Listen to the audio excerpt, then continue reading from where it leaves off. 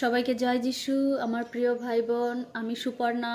আবার একটা নতুন দিন, 2025 শেষ হয়ে 2026-এ আমরা প্রত্যেকে এই সময়, এবং সবাইকে হ্যাপি নিউ ইয়ার।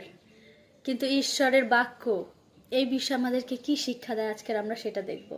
জিহেজকেল 18 অধ্যায় 23 পদে বলছে, দুষ্ট লোকের মরণে কি আমার কিছু সন্তোষ আছে?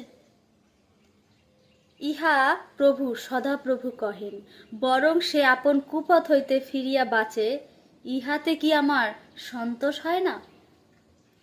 ঈশ্বর বলছেন যে এই যে দুষ্ট লোক যে মারা যাচ্ছে, এতে কি আমার কোনো আনন্দ আছে? কিন্তু তাদের কাছে আর একটা সুযোগ, যেন সে মন পরিবর্তন করেন এবং সে ঈশ্বরকে জানে এবং অনন্ত জীবনের আস্বাদ পায়। তাই আমার সকল প্রিয় ভাই বোন, এই শুভ সকালে আমি প্রত্যেকের কাছে এই মেসেজ দিতে চাই যে আমরা ঈশ্বরকে জানি, ঈশ্বরের ইচ্ছাকে পালন করি এবং তিনি যা চায় আমরা তা করি, এবং আমরা সেই নতুন জীবনের আস্বাদ পাই। সবাইকে জয় যিশু।